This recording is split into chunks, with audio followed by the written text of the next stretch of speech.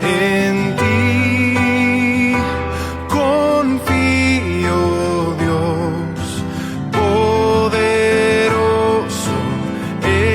Emmanuel, en ti está mi fe, en Jesús. Hermanos, y suena raro porque Mateo, pero si acaba de decir que estamos en la exposición de la carta de Gálatas, sí, estamos haciendo una exposición, una predicación expositiva a todo el libro de Gálatas y hemos terminado el capítulo 4, pero claro, ahora nos vienes con Mateo 22, del versículo 34 al 40, y tiene esto su intención, porque si recuerdan, Gálatas, la semana pasada acabamos en...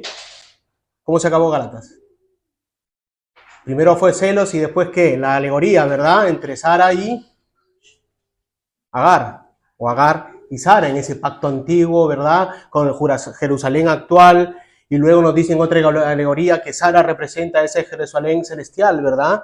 Ese Jerusalén de la libre, ¿verdad? Representando dos pactos, ese antiguo pacto y el nuevo pacto en Cristo, alegóricamente. Pero claro, ese nuevo pacto nos trae una libertad en Cristo. ¿Recuerdan? Que Cristo nos ha hecho libres. Por medio del sacrificio en la cruz del Calvario nos ha hecho libres. Por medio de la ley de Cristo somos libres. ¿Y cuál es la ley de Cristo que debemos? Porque venimos exponiendo la ley, pero ¿cuál es la ley de Cristo? ¿Cuál es la ley que yo debo obedecer? Si Sara representa un nuevo pacto, y Sara e Isaac representan un nuevo pacto que es en Cristo como mediador de ese pacto, ¿cuál es esa ley que debo yo como cristiano obedecerla? Para eso voy a hacer una transición. Hay una transición para entender cuál es ese pacto que Cristo vino no a cambiar, no a modificar, no a restringir, sino a cumplirla, ¿verdad? Y hacerla entender, porque los judíos habían malinterpretado según sus conveniencias a través de aumentando leyes, cargas al pueblo judío, y Jesús viene y dice, no, ustedes ponen más leyes encima y no cumplen para remate, ¿no? Y no era ese tipo, no era lo que buscaba la ley en ese momento. Si recordamos por qué fue puesta la ley, por causa de nuestras transgresiones, ¿verdad? Por causa de nuestras transgresiones Dios dio la ley para que sea nuestro maestro. ¿Nuestro qué? Nuestro ayo. ¿Y qué más? Nuestra nodriza. ¿Te das cuenta? Para que nos lleve ¿a dónde? Para que nos lleve a Cristo. Y luego viene Cristo y cumple esa ley. Como vamos a ver ahora en el sermón, ya estoy haciendo spoiler, pero ya lo hemos visto, ¿verdad? Cumple esa ley y cumple esa promesa. Así que vamos a ir a Mateo en forma de transición. Mateo 22, 34 al 40. Alessandro, por favor. Aquí los niños también tienen que participar. Los fariseos, oyendo que había hecho callar a los saduceos, se juntaron a una. Y uno de ellos, intérprete de la ley, preguntó por tentarle, diciendo, Maestro, ¿cuál es el gran mandamiento de la ley? Jesús le dijo, amarás al Señor, tu Dios, con todo tu corazón, y con toda tu alma, y con toda tu mente.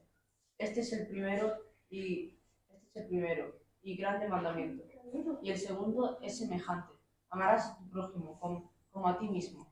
De estos dos mandamientos depende toda la ley y los profetas. Gracias, Alessandro. Vimos en los sermones pasados nuestro celo en Cristo, esa pasión por el Evangelio, esa pasión por predicar el Evangelio de Cristo, ¿verdad? Pedimos también que el Señor vaya aumentando esa fe, vaya creciendo esa fe, y para eso estamos haciendo también el curso de discipulado, ¿verdad? Que crezca esa fe, que sepamos cuáles son nuestros cimientos y pueda crecer nuestra fe y crecer nuestro celo, que el celo cristiano no es malo, el celo es positivo, no estamos hablando de ese celo tóxico, represivo, humano, manchado por el pecado, sino ese celo divino de Dios, ¿verdad? Que viene de lo alto, protector de su pueblo, de su pacto, ese mismo celo que lo podemos decir pasión por el Evangelio, ¿verdad? Estar apasionados por el Evangelio, defensores del Evangelio. Ese es nuestro celo en Cristo, esa pasión por el Evangelio que debe llenarnos, nos debe invadir, debe gobernarnos, un celo santo que viene desde lo alto, desde el Padre.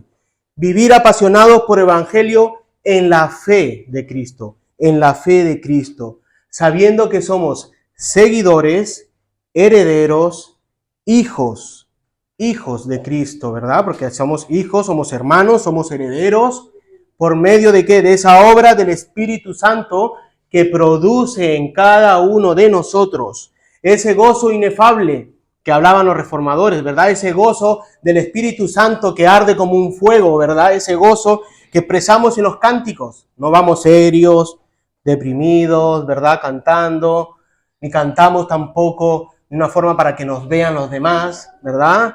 No, cantamos al Señor, ¿verdad? Cantamos congregacionalmente y para que nos vea el Señor, no para que nos vea el hermano de al lado, la hermana que me gusta tanto, el hermano que me gusta tanto y el baterista, si Dios quiere, cuando tengamos el local más grande, ¿verdad? Preparándose en el piano, en la guitarra, en las baterías. No, es una alabanza donde el ministerio que nos guía queda en segundo plano y somos nosotros, nuestras voces alabando al Señor, ¿verdad? Ese es el gozo inefable, ese gozo inefable, inexplicable, pero que se vive y se experimenta, porque a veces no hay palabras para expresarnos ese gozo que arde en nosotros, ¿verdad? Pero sí se puede vivir, sí se puede experimentar.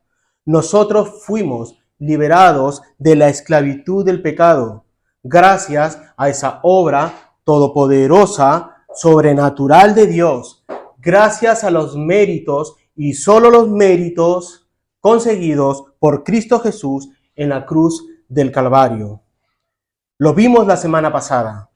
Vimos esa alegoría de los dos pactos. Una es Agar y su hijo Ismael, que representan ese antiguo pacto, la cual Pablo llama la Jerusalén actual. Recordemos que al referirse a Jerusalén actual, Pablo está hablando de ese Jerusalén antes, ¿verdad?, del exilio, antes que el templo sea destruido, de ese Jerusalén. Pero claro, también es Jerusalén actual, porque Israel no ha dejado de existir, es el Jerusalén que hoy estamos viendo, ¿verdad? Ahí también está hablando de ese, son representados por ese antiguo pacto. No solo el étnico, por el linaje, que tanto se jactaban los judaizantes, nosotros somos del linaje de Abraham, ¿verdad? Los judaizantes, para ellos, esa era su salvación, el pueblo escogido, ¿verdad? Linaje de Abraham, de Isaac. Y que hoy en día se jactan los de Israel también. No solamente el pueblo judío, sino también algunos cristianos.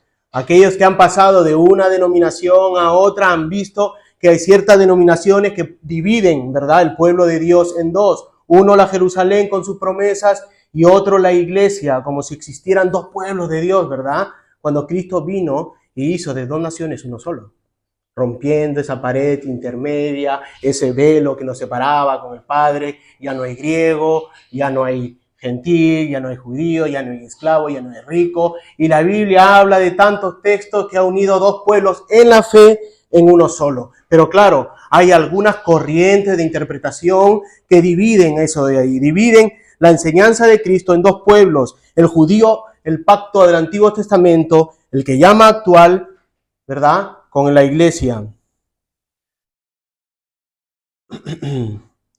el cual, sabiendo que la iglesia, o bueno, la religión judía actual y la de entonces, menosprecian la obra de Cristo, menosprecian la obra de Cristo. Es más, llegan a blasfemar en contra de Cristo y contra la obra de Cristo Jesús en la cruz del Calvario. Por lo cual nosotros, la iglesia, debe mostrar piedad por esa Jerusalén actual. Debemos mostrar piedad, debemos mostrar misericordia, debemos mostrar amor. ¿En medio de qué hablábamos este viernes los varones? ¿Cómo expresa Sal Wandron a estas personas que están muertas en sus delitos y pecados? Ignorancia. Ignoran la palabra de Cristo. No es un insulto la palabra ignorancia, sino que no ignoran. No les hemos predicado el evangelio y ellos ignoran. Así que en medio de su ignorancia del evangelio, ¿verdad?, como ya hemos visto, debemos mostrar misericordia, amor, piedad, todos estos atributos que Dios nos ha dado, ¿verdad? Porque el amor, la benignidad, la piedad viene del Padre. Así que tenemos a Agar, a Ismael, que representan también a todo ser humano nacido por la carne, ese ser natural que hablan en los libros de Pablo, ¿verdad? Ese ser natural que no ha tenido esa conversión espiritual, no ha tenido, en otras palabras, ese nuevo nacimiento, ¿verdad? Sino que están en sus delitos y pecados. Eso representa Agar, ese parto por sus propios esfuerzos y natural. Pero tenemos a Sara, a su hijo Isaac, que representa el nuevo pacto, donde Cristo es el mediador de ese nuevo pacto. Alegóricamente, Sara e Isaac representan ese nuevo pacto. La Jerusalén de arriba, dice la carta de Gálatas. La Jerusalén celestial, como vimos en otras cartas. La que concibió Sara sobrenaturalmente, la que dio a luz milagrosamente, aun cuando Abraham estaba, ¿qué nos dice el texto? Casi muerto o medio muerto, ¿verdad? Según la traducción, casi muerto. Sana era anciana, ¿verdad? Sara era estéril. No era como Agar, una mujer que podía tener a luz, que se llegó a Abraham de forma natural y tuvo un parto natural. No, ¿verdad? Y que no obedeció, no era la promesa en ella, sino en Sara, una mujer vieja, estéril, igual que Abraham, pero que tuvieron un hijo sobrenatural y milagroso. Ella y su hijo representan a esa reunión, a esa asamblea de creyentes que han nacido sobrenaturalmente, de lo alto, que han nacido todos aquellos por medio de la obra milagrosa del Espíritu Santo, igual que Isaac, que nació del Espíritu, dice el texto, ¿recuerdan? Del Espíritu, y nosotros hemos nacido la iglesia del Espíritu, ¿verdad? Ahí está la alegoría que está haciendo Pablo con estas dos mujeres y con estos dos niños, ¿verdad? Ahí está la alegoría, somos la iglesia de Cristo, aquella asamblea de hermanos cristianos que han depositado su fe en el Mesías, han depositado su fe en el Cristo, todos aquellos que creen y confían y que confiesan, ¿verdad? Y que creen en la promesa del Señor, en un Salvador, ¿verdad? Que es Jesucristo. En el antiguo pacto depositaron su fe. Abraham fue justificado por la fe, no por la ley que vino 430 años después, sino Abraham fue justificado por creer en ese Mesías que vendría, ¿verdad? Nosotros somos justificados por creer en el Mesías que ya vino, en Jesucristo. Sara y su hijo representan el verdadero Israel, el Jerusalén de arriba, le llama el texto, que es la iglesia, como ya hemos dicho, todos aquellos que han nacido del Espíritu, todos aquellos que son regenerados, son nacidos por la obra del Espíritu Santo, pero gracias a los méritos conseguidos por Jesús en la cruz del Calvario, gracias a esos méritos, no los nuestros, como estaban en los judaizantes de Gálatas queriendo, ¿verdad?, enseñar, sí, la fe más las obras de la ley. Y Pablo dice, no, un momento, no es por las obras de la ley que te introduce a un sistema, ¿verdad?, judío, no, empezando por la circuncisión, tendrías que circuncidarte, no, es solo por medio de la fe. Así que Pablo cierra ese capítulo 4 con este resumen que he dado. Cierra ese capítulo 4 con esa alegoría, el cual nos dice que los de la fe más las obras de la ley, ¿verdad?, los judaizantes, los gálatas, deben cumplir por completo la ley. Deben cumplir por completo. Y si transgreden, nos dice la palabra, una sola de la ley, ¿verdad?, una demanda de la ley, han transgredido todas. Solo con transgredir una de las 6,000 mandamientos, ¿recuerdan? Son 6,000 mandamientos que hay más o menos, solo transgredir una, has transgredido todas, ¿verdad? Has transgredido todas, has fallado en todas. Y no solo eso, sino nos dice que son esclavos de la ley,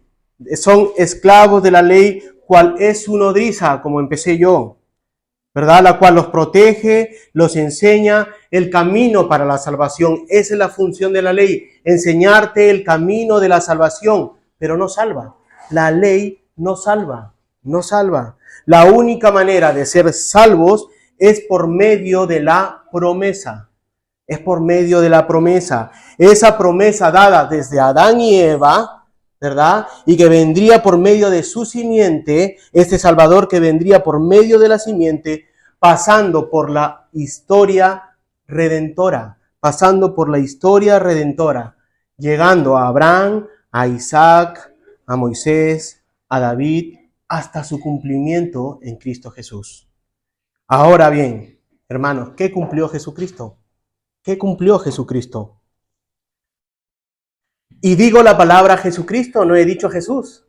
¿Qué cumplió Jesucristo? Porque sabemos que cuando cada apóstol o hermano que escribieron las Sagradas Escrituras, a veces dicen Jesús, a veces dicen Mesías, a veces dicen Cristo, a veces dicen Jesucristo. ¿Por qué digo Jesucristo? Porque estoy nombrando las dos naturalezas, ¿verdad? Las dos naturalezas, Jesucristo completamente y verdaderamente hombre y Dios. Esas dos naturalezas. Así que Jesucristo en sus dos naturalezas vino a cumplir algo. ¿Y qué vino y qué cumplió? Para ello recordemos que es un pacto. ¿Qué es un pacto? Porque Pablo nos está hablando en el capítulo 4, al final nos está hablando del pacto, ese antiguo pacto, alegóricamente, y ese nuevo pacto, ¿verdad? Alegóricamente representado por dos personas. ¿Y qué es un pacto? Un pacto es un compromiso divinamente sancionado. Eso es un pacto. Dios se reveló a su pueblo por medio de pacto. ¿Y qué es el pacto? Un compromiso divinamente sancionado. Un compromiso divino, ¿verdad? Un compromiso divino donde Dios pone sus reglas. Donde Dios pone sus reglas a sus criaturas, a sus seres creados, ¿verdad? En este caso, los que fueron creados a su imagen, a su semejanza. Y esto es importante porque el texto que estamos estudiando nos dice, amarás a tu prójimo, Mateo, ¿verdad? Amarás a tu prójimo, dice. Amarás a Dios y amarás a tu prójimo. Por eso estoy diciendo que Dios se ha comunicado, se ha revelado por medio de pactos con su imagen, para saber quién es su prójimo. Ahora, un compromiso divino. Este compromiso divino tiene dos elementos. Tiene dos elementos que son cumplidos, ¿verdad? Que si son cumplidos, tienen bendiciones. Pero si no son cumplidos, tienen palo, ¿verdad? Tienen palo, tienen disciplina. Y vamos a ver estos dos elementos, que son la ley y la promesa. Ahí entra la ley. La ley entra en el pacto. Pablo nos está hablando de dos pactos, ¿verdad? Los judaizantes que están queriendo decir la ley. Pablo está explicando qué es un pacto alegórico, ¿verdad? Alegóricamente. Y ahora nos dice, sabemos que el pacto está compuesto por dos elementos, la ley y la promesa. Estos dos elementos, la ley y la promesa, viajan paralelamente. En un paralelo, ¿verdad? En esta historia redentora, desde Adán y Eva, viajan paralelamente la ley y la promesa. La ley y la promesa viajan paralelamente en la historia humana, en la historia redentora. Fue dada la ley a las criaturas. Fue dada la ley para que las criaturas, y en especial el pueblo de Dios de Israel, para que cumplieran sus funciones, y fueran bendecidos. Cumplan la ley y serán bendecidos. Pero ya sabemos que no cumplieron. Desde Adán no cumplieron la ley. Desde Adán, ¿verdad? Cayendo en la ley, en esa maldición, todo el mundo representado federalmente por Adán, son imputados ese pecado. Se nos imputa ese pecado, ¿verdad? A toda la descendencia, desde Adán hasta el día de hoy, se nos imputa como cabeza federal ese pecado, menos a Cristo Jesús, que nos dice la palabra que Cristo fue cubierto por el Espíritu Santo, ¿verdad? Jesucristo en el vientre de María, por el poder del Espíritu Santo, fue protegido, pero a nosotros se nos imputa ese pecado original. Pero también está la promesa, por eso que no podemos cumplir la ley. No podemos cumplir la ley porque nuestra naturaleza nos hace pecar, ¿verdad? Los judaizantes no podían, tenían que hacer sacrificios, tenían que cortarse el prepucio para entrar a un sistema y obedecer leyes y hacer sacrificios. Pero tenemos también la promesa. Tenemos la promesa, esa promesa que fue dada a Adán y Eva, el cual creyeron en fe que llegaría ese día. Dice la palabra que Abraham vio ese día de la promesa y se gozó en Juan 8:56. Abraham, vuestro padre, se gozó de que había de venir mi día. lo vio y se gozó. Ahí está hablando Jesucristo, ¿verdad? Está hablando Jesús. Vio mi día Abraham. Pero si él nació en el año 1, en el año 0, ¿cómo es que Abraham vio eso de ahí? Claro, la promesa. Abraham miró a Cristo. Amados hermanos, nadie podía cumplir esta tarea de salvación, porque ese humano, porque he dicho Jesucristo, ese humano también tenía que ser Dios. También tenía que ser Dios. Y eso solamente lo cumple la persona de Jesús en su nacimiento. El Hijo que se humilló y nació, ¿verdad? Y tomó cuerpo de una virgen y nació con dos naturalezas. Jesús, hombre, ¿verdad? Y Jesús, Dios, que es Jesucristo. Los que hemos venido a los pies de Jesucristo por pura gracia, estamos unidos a Cristo. La palabra nos dice en Efesios que estamos unidos, que Él ha venido a unirnos, ¿verdad? En Él, estamos unidos en Cristo. Fuimos, dice Pablo, crucificados y resucitados junto con Cristo, el quien nos da nueva vida. Así que, amados hermanos, Jesucristo cumplió la ley, porque Él vino a cumplir la ley, y también cumplió la promesa. ¿Te das cuenta? También cumplió esa promesa. Y no por nuestros méritos, sino que Él las cumplió por los méritos, por sus propios méritos en la cruz del Calvario. Amado hermano, ahora tú al estar unido a Cristo, eres libre de la ley. Eres libre de esa ley que te tenía sujeto, esclavizado, ¿verdad? Porque no podías cumplirla. Vino y cumplió la promesa para que tú, en esa promesa, unida a Cristo, puedas cumplir la ley. A los Gálatas les está diciendo, ustedes con su sistema que tienen, no pueden cumplir la ley, pero en Cristo Jesús, quien ha cumplido la promesa, pueden cumplir esa ley. Pueden cumplir esa ley. ¿Te das cuenta? Ahora eres libre. Ahora Cristo te ha liberado de esa ley que te oprimía. Ahora conoces la ley porque ha sido escrita en tus corazones y en amor vas a comenzar a cumplirlas. Vas a comenzar a cumplir. Y claro, hay cristianos que tropezamos. Por eso Pablo nos dice y la carta nos dice, si tropiezas, si pecas, abogado tienes, arrepiéntete, confiesa a Cristo, no me vengas a confesar a mí, ni vaya a un cura a confesarlo, sino confiesa tus pecados a Cristo, porque abogado tienes y son perdonados. Pero eso sí, no pises el mismo palito cada vez, ¿verdad? No, es que yo soy débil y peco en el mismo pecado. No, Cristo te ha hecho libre. Cristo te ha hecho libre y si pecas, abogados tienes, pero no vuelvas a pisar el mismo palito. ¿Y por qué digo todo esto? ¿Por qué digo todo esto? Porque yo quiero usar el Evangelio de Mateo como una transición para entender las obras de la ley del Antiguo Testamento, del Antiguo Pacto, con un nuevo pacto, que es Cristo el mediador. Tú como cristiano debes cumplir la ley de Cristo. Estás obligado. Dios demanda que cumplas la ley de Cristo. Y no es que haya un conflicto entre la ley de Dios, ¿verdad? Ese antiguo pacto, y la ley de Cristo en el nuevo pacto. No, porque hay una sola ley. Cuando la palabra habla de la ley, ¿verdad?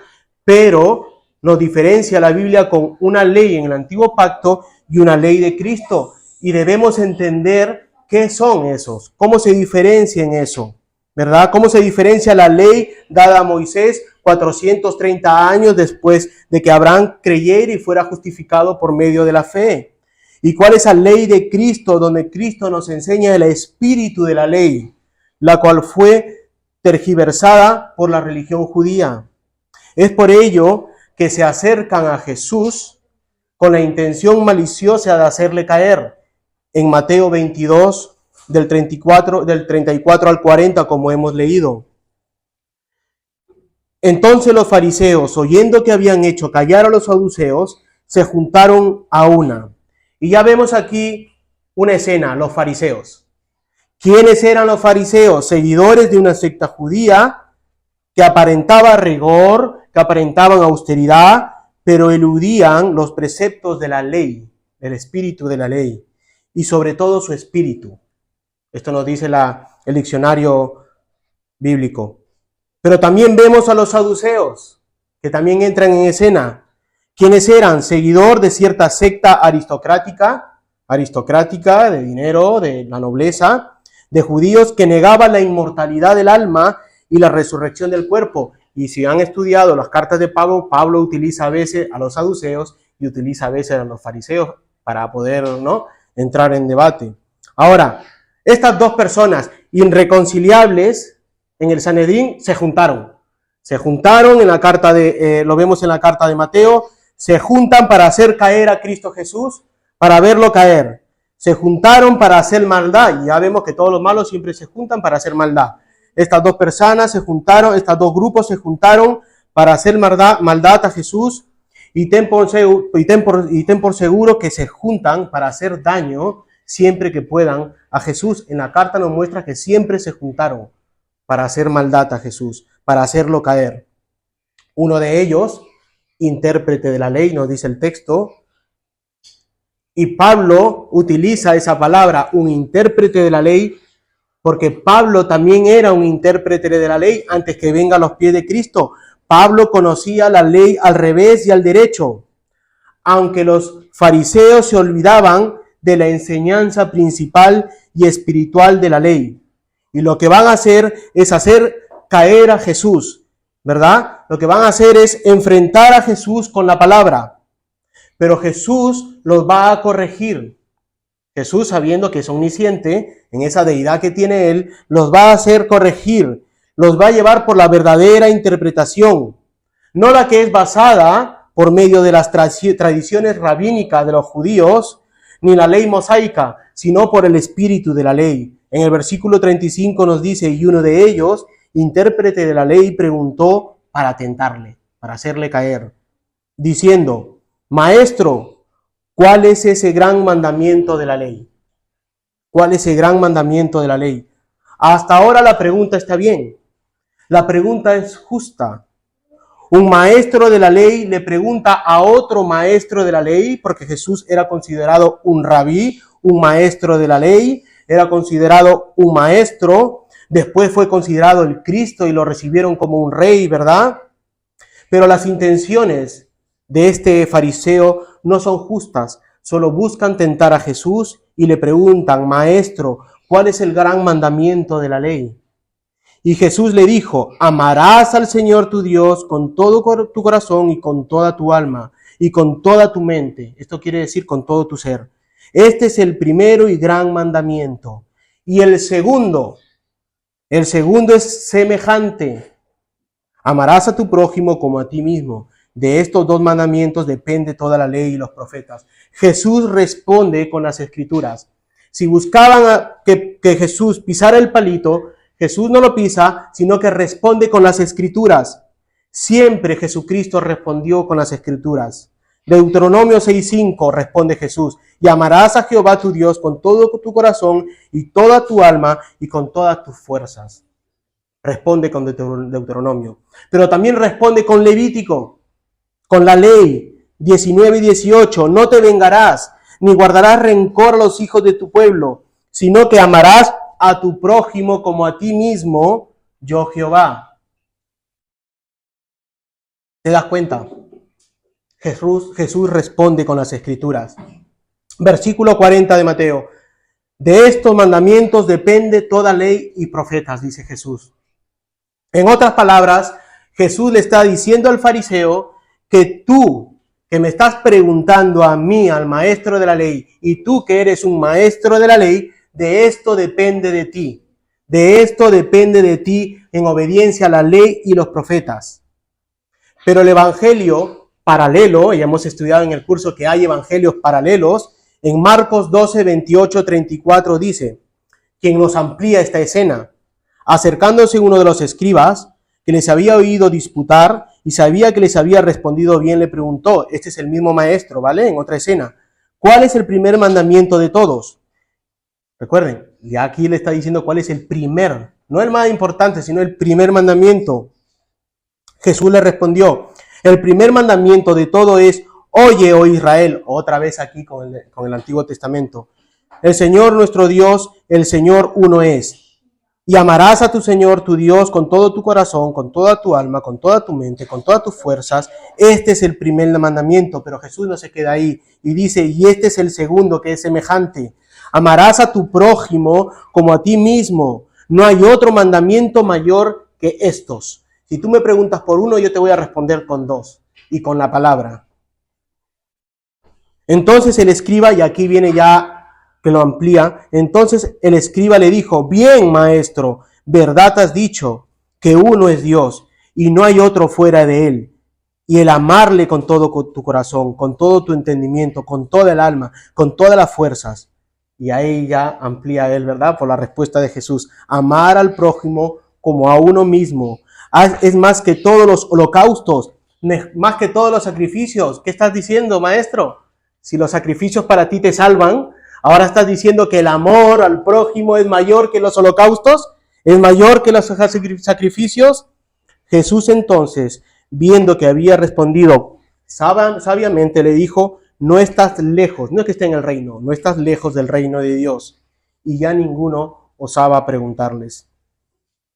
Así que, amados hermanos, aquí tenemos la ley de Dios resumido en 2 mandamientos. Toda esa ley, esos 6,000 mandamientos, toda esa ley resumida en 2 mandamientos. Amar a Dios, ¿verdad? Y otro que es semejante, recuerdan la palabra prójimo, semejante al primero, amarás a tu prójimo. ¿Y por qué es semejante? ¿Te has preguntado? ¿Semejante a qué? Si tenemos la palabra semejante y tenemos la palabra prójimo, está hablando de la imagen de Dios. Y este segundo mandamiento, amarás a tu prójimo, que son imágenes de mí. ¿Te das cuenta? Y aquí va a haber el palito, aquí vamos a ver otro palito. Pero ¿cómo interpretaron los judíos y sobre todo los intérpretes de la ley de Dios? Aquellos maestros que enseñaban y daban ejemplo al pueblo de Dios al interpretar, al enseñar, al cumplir y a dar obediencia a la ley. ¿Cómo interpretaban ellos esta ley? De amar a Dios y a tu prójimo. Y es aquí donde vamos a ver nosotros ese buen entendimiento de que Pablo está enseñando a los Gálatas de obedecer la ley de Cristo y no la ley del Antiguo Testamento. Y para ello vamos a ir a una parábola que ustedes la conocen. Todo cristiano que ha leído la palabra la conoce, el buen samaritano. Y vamos a ver la ley de Cristo ahí, que Gálatas nos está hablando, que Pablo nos está hablando en Gálatas. La parábola del buen samaritano. Lucas 10, 25, 37. Lisa, ¿la puedes leer? Y he aquí un intérprete de la ley se levantó y dijo, para probarlo, maestro, ¿haciendo qué cosa heredaré la vida eterna? Él le dijo, ¿qué está escrito en la ley? ¿Cómo lees? Aquel respondiendo dijo, amarás al Señor tu Dios con todo tu corazón, con toda tu alma y con toda tu fuerza, y con toda tu mente, y a tu prójimo como a ti mismo. Y le dijo, bien has respondido, haz esto y vivirás. Pero él, queriendo justificarse a sí mismo, dijo a Jesús, ¿y quién es mi prójimo? Respondiendo Jesús dijo, un hombre descendía de Jerusalén a Jericó y cayó en manos de ladrones, los cuales le despojaron e hiriéndole se fueron, dejándole en medio muerto. Aconteció que descendió un sacerdote por aquel camino y viéndole pasó de largo. Asimismo un levita llegando cerca de aquel lugar, viéndole pasó de largo. Pero un samaritano que iba de camino vino cerca de él y viéndole fue movido a misericordia. Y acercándose vendó sus heridas, echándole aceite y vino y poniéndole en su cabalgadura, lo llevó al mesón y cuidó de él. Al otro día al partir, sacó 2 denarios y los dio al mesonero y le dijo, cuídemele, y todo lo que gaste de más, yo te lo pagaré cuando regrese. Gracias, Elisa. No sé. Bueno, ¿no?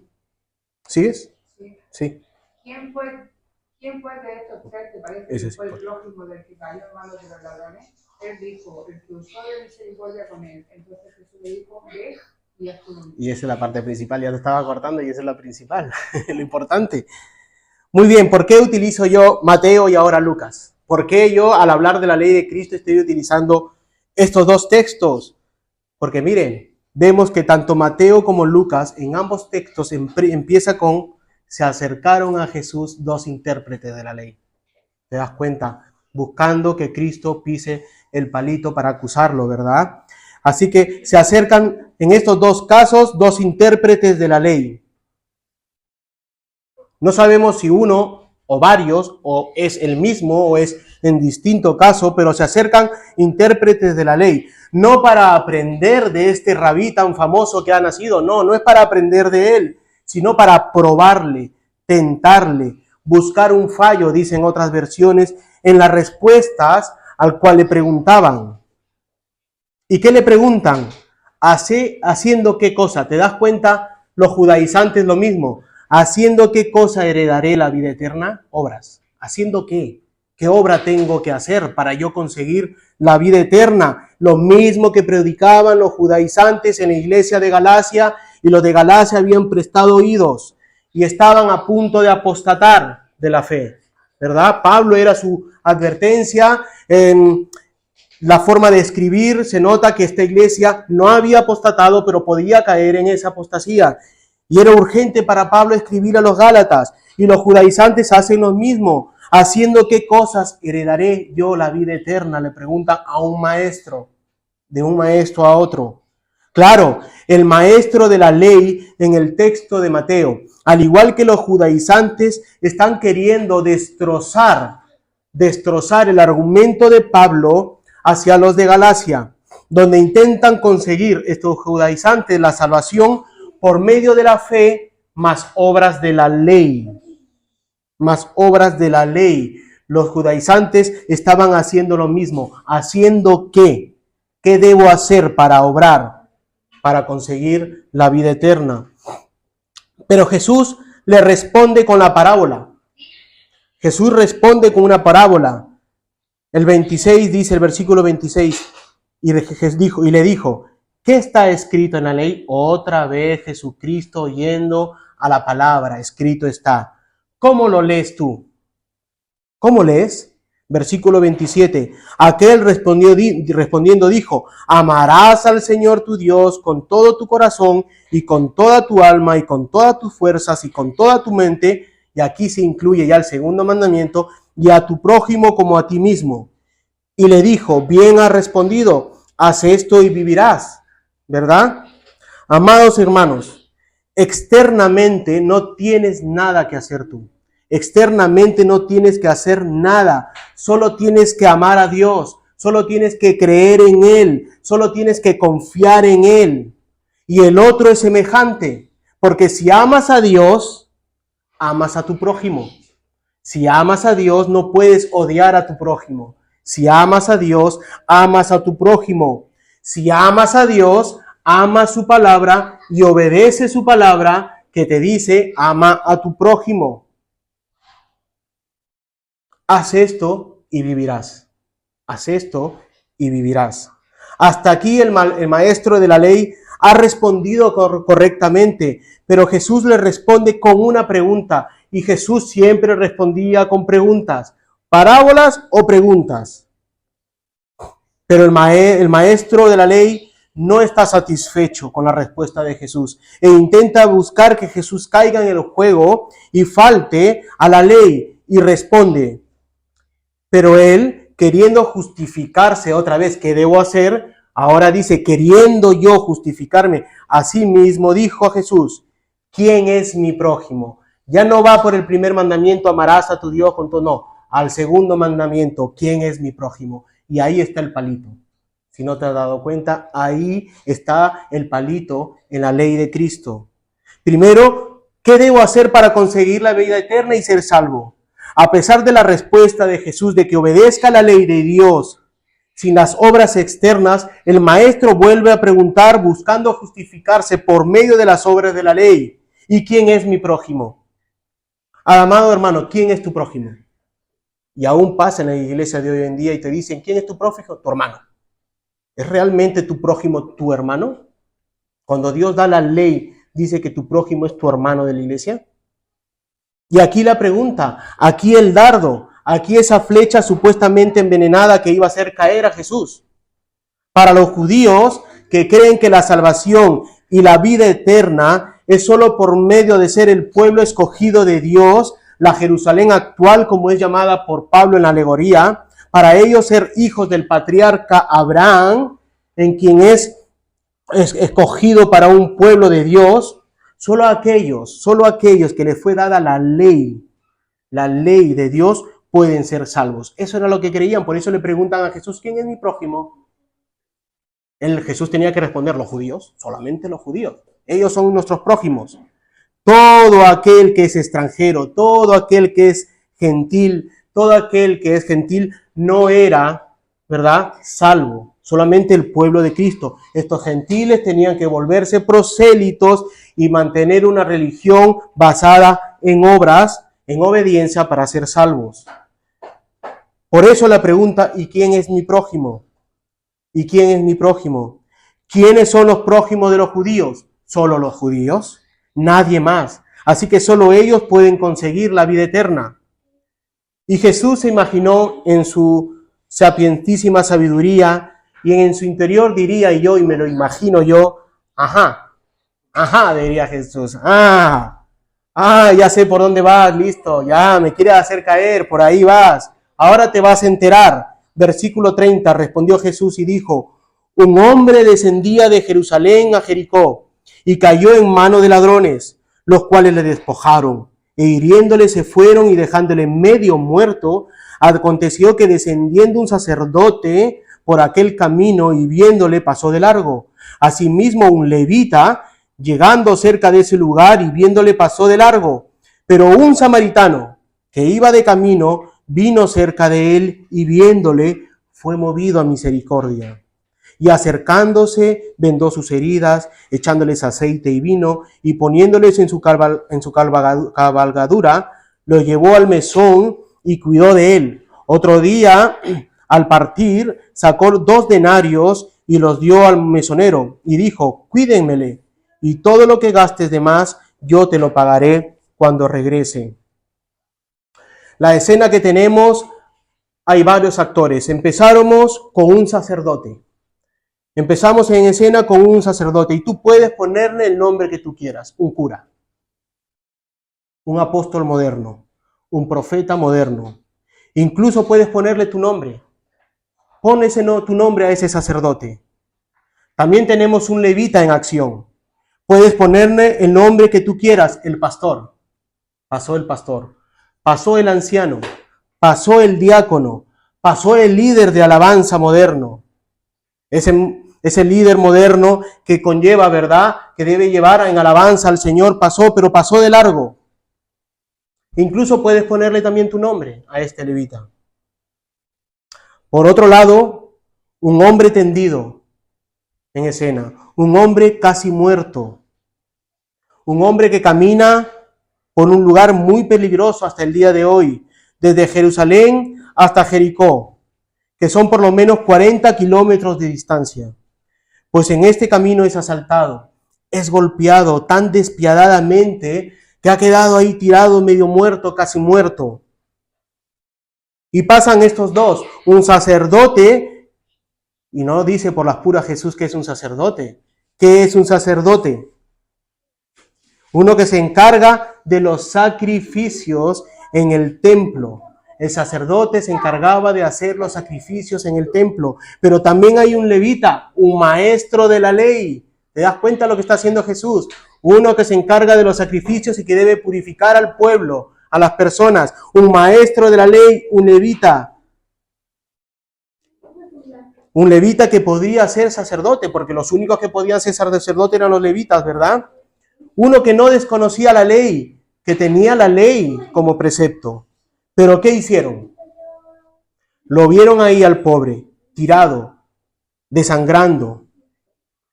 Pues si no se mueve, está sangrando y no se mueve, pues en su corazón dijeron, está muerto. Está muerto. Para su mente, para su corazón, estaba muerto. Así que pasan de largo sin miedo, ¿verdad? Porque para él está muerto. ¿Y por qué en su corazón y en su mente de los sacerdotes y del levita, del sacerdote y del levita, por qué pasaron de largo? ¿Qué dice la ley al respecto?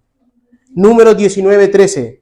Todo aquel que tocare cadáver de cualquier persona y no se purificare, el tabernáculo de Jehová contaminó, y aquella persona será cortada de Israel, por cuanto el agua de la purificación no fue rociada sobre él. Inmundo será, y su inmundicia será sobre él. Para este sacerdote, para este levita, en su corazón, este estaba muerto y no debían contaminarse. Obedecían la ley. Estaban obedeciendo la ley. Estos dos personajes de camino entre Jerusalén y Jericó, con obligaciones en el templo, porque un sacerdote tiene obligaciones en el templo, no podía contaminarse, porque tendría que pasar por un ritual de purificación que tardaban 7 días, ¿verdad? Y mientras durara esto, no podían cumplir con sus funciones, o si no, serían eliminados de Israel, dice. Cortados de entre el pueblo de Israel y del templo. Estos señores, como el sacerdote y el levita, primero vieron y se acercaron y vieron, este hombre está muerto, y en su corazón dijeron, debo cumplir la ley, no lo voy a tocar. Tengo mis funciones, ¿verdad? Que cumplir. Está muerto.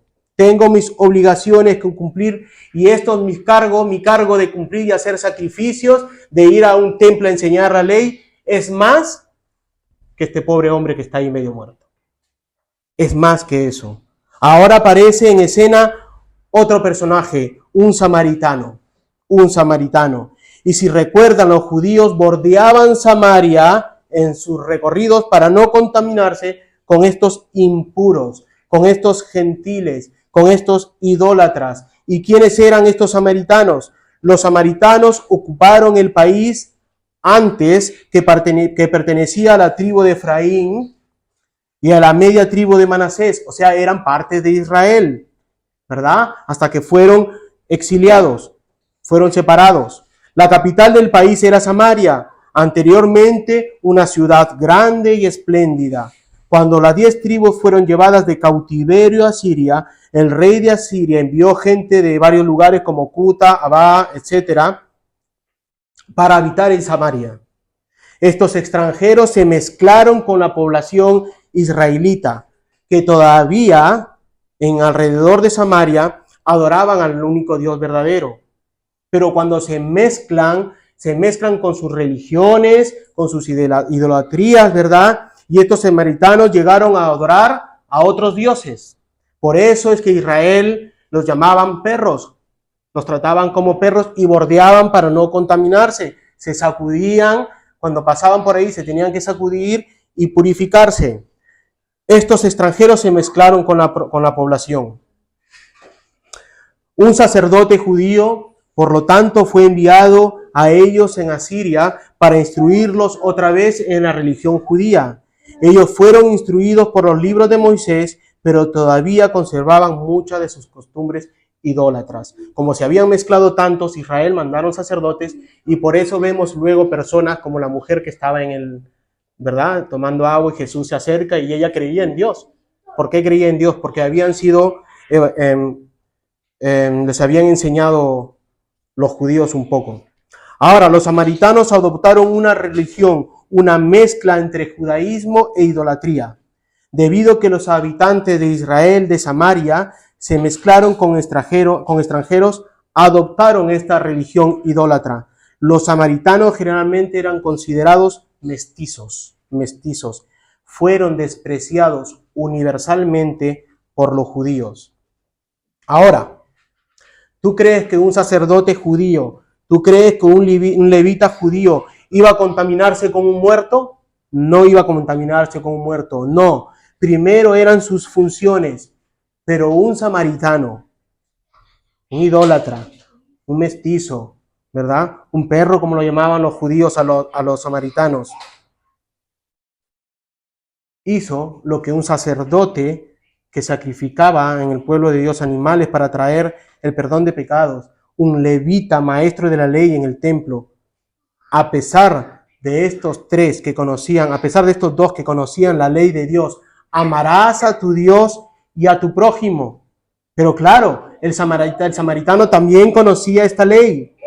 Este samaritano, en obediencia a la ley del amor de Dios y el amor a tu prójimo como a ti mismo, se acercó a este medio muerto, se asegura que esté vivo, atiende sus heridas, lo lleva a una posada para que se recupere. Y para remalte, suelta dinero. Suelta dinero de su propia economía, suelta su dinero. Cosa que a muchos no les gusta soltar de su bolsillo para el bienestar de otras personas. Amados hermanos, le hago las mismas preguntas que hizo Jesús a vosotros. ¿Quién pues de estos tres parece que fue el prójimo que cayó en manos de los ladrones? Él dijo, el que usó de misericordia con él. Entonces Jesús le dijo, ve y haz tú lo mismo. No solo es el prójimo, porque aquí vemos un prójimo. ¿Y quién era el prójimo? ¿El medio muerto o el samaritano? ¿Qué nos dice el texto? ¿Quién pues de estos tres te parece que fue el prójimo que cayó en mano de ladrones? No solo es el prójimo el que está tirado ahí medio muerto. No solamente es él. Yo soy el prójimo. El samaritano era el prójimo. El samaritano era el prójimo. Ese samaritano idólatra, mestizo, que no se merece la vida eterna por no ser judío, que es un mestizo idólatra, por no ser parte de ese sistema judío, religioso, incircunciso, ese samaritano que no conocía la ley del amor de Dios para los judíos, que no conocía ese amor al prójimo según los judíos, ¿quién se merece la vida eterna? ¿Quién se merece, dice Dios, la vida eterna? ¿El levita? ¿El sacerdote? ¿O el samaritano? ¿Qué debo hacer?, le preguntaron. ¿Qué debo hacer? Amar a Dios y a tu prójimo. ¿Quién es mi prójimo?, le preguntaron, ¿verdad? Para que cayera. El samaritano. El samaritano reconoció que es el prójimo. ¿Y quién es su prójimo? Yo soy prójimo, tú eres prójimo. Este hombre malherido, ¿verdad? Al cual mostró toda misericordia. Sí, la misma misericordia que Dios ha tenido contigo. El samaritano tuvo la misma misericordia que Dios tuvo misericordia contigo mismo cuando tú estabas muertos en tus delitos, estabas muertos en tus pecados, y siendo el Padre enviando a su Hijo a morir en la cruz por ti y por mí. Por aquellos que aún están afuera necesitados de ese evangelio. Amados hermanos, nosotros como prójimos debemos velar por los prójimos que están ahí afuera, medio muertos o muertos en sus delitos y pecados. Ese era el espíritu que estaba transmitiendo Jesús cuando habló de la parábola. Afuera hay gente que está muerta en sus delitos y pecados. Tú debes comportarte como el levita. Yo aquí, y se acabó, no toco a ese medio muerto de afuera. Debo comportarme como el sacerdote. Ahí está el medio muerto y no salir a evangelizar. Dios está dando un ejemplo del espíritu de la ley. Esto debe moverte. Si tú amas a Dios y amas a tu prójimo, debe moverte a misericordia por aquellos que necesitan escuchar el mensaje del evangelio, de la justificación por medio de la fe, de la sola gracia. Amados hermanos, los judíos tienen en mente una ley literalista que sin cumplir e importarle el espíritu de la ley, apagando con esta ley, apagando su misericordia por el prójimo, con tal de cumplir primero la ley civil, de no contaminarse para así poder cumplir su ley ceremonial. ¿Te está dando cuenta? Están poniendo la ley ceremonial, están poniendo la ley civil sobre los mandamientos de Dios. Amarás a Dios y a tu prójimo. Se han olvidado del principio de la ley, del espíritu de la ley, amar a Dios y tener misericordia de tu prójimo, de aquellos que están afuera, El samaritano no se fijó en la ley civil, no se fijó en la ley ceremonial. Él obedeció a esa ley moral que está escrita en nuestros corazones. El velar en amor por tu prójimo. Y da igual si ese prójimo es judío, da igual si ese prójimo es gentil, da igual si ese prójimo que está afuera es rico, pobre, de alguna etnia, de alguna religión. de alguna nacionalidad, da igual, porque la ley dice, amarás a tu Dios, y la otra es semejante, amarás a tu prójimo, y ese prójimo puede ser judío como puede ser gentil. ¿Por qué? Porque están hechos a la imagen de Dios y nos debe mover en misericordia. Amados hermanos, para terminar, ahora tú debes obedecer esa ley de Cristo. Ahora que tú conoces que la ley no está basada en obediencia, sino en amor y misericordia a Dios y a tu prójimo, ahora tú debes obedecer esa ley de Cristo. La ley, ¿verdad?, de Dios, la cual Cristo saca esa sustancia espiritual que es el amor de Dios, el amor y la misericordia a tu prójimo. Ahí afuera hay imágenes de Dios, porque todas las criaturas somos creados a imagen de Dios. Ahí afuera hay imágenes de Dios muertas en tus delitos, muertas en sus pecados, y que ahora necesitan ser llevados a Cristo para ser imagen de Cristo, como tú eres imagen de Cristo. Tú eres imagen de Cristo porque tú has sido unido a Cristo y cada día avanzamos y nos miramos en el espejo como si viéramos a Cristo, ¿verdad? Nos vamos formando a la imagen de Cristo. Debes predicar el Evangelio para que esas imágenes de Dios escuchen el Evangelio, vengan a los pies de Cristo, sean la imagen de Cristo por pura gracia, por amor y misericordia, como tú fuiste llevado a los pies de Cristo, en amor, misericordia y benignidad del Padre, de Dios.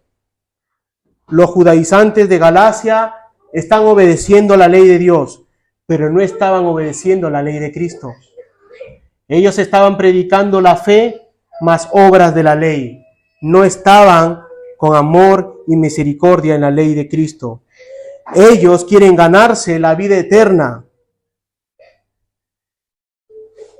Por eso preguntaron, Señor, ¿cómo debo ganarme la vida eterna? Los judaizantes decían que tenías que circuncidarte y entrar en un sistema, no basados en la ley de Cristo por medio de la sola fe. Pablo defiende lo que él ya ha enseñado a los creyentes de la iglesia de Galacia, que la justificación es solo por medio de la fe, solo por gracia de Dios, no por las obras de la ley. Ahora, conociendo esta verdad de la ley de Cristo, ¿qué vas a hacer tú, hermano? ¿Qué vas a hacer tú? Es un gran peso, es una gran carga. El Señor dice, coge tu cruz. ¿Qué vas a hacer tú conociendo que debes amar a Dios y amar a tu prójimo? Aquí también somos prójimos, pero ya estamos unidos a Cristo. Somos la imagen de Cristo. Pero también hay hermanos que debemos, hijos, ¿verdad?, que debemos evangelizar, que son nuestro prójimo, no solamente son nuestros hijos, son nuestros prójimos, a imagen de Dios, que debemos evangelizar para que vengan a los pies de Cristo y sean imagen de Cristo. ¿Qué vas a hacer de ahora? ¿Qué vas a hacer, hermano? Amor, misericordia, evangelio, fe, gracia. ¿Qué vas a hacer? ¿Y cuáles son ahora tus motivaciones?